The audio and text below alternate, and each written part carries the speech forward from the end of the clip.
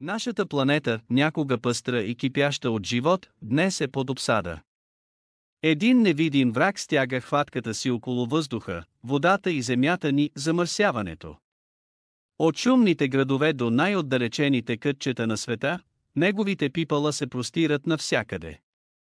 Това не е някаква далечна заплаха, това е ясна и непосредствена опасност.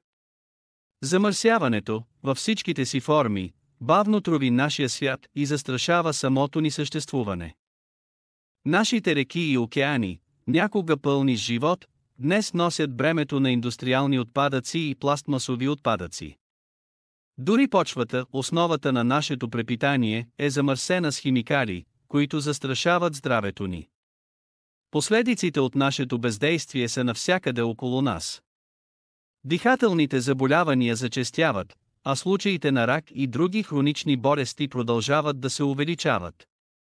Чистата вода става все по-оскъдна, а хранителната сигурност е застрашена от замърсяването на реколтата ни.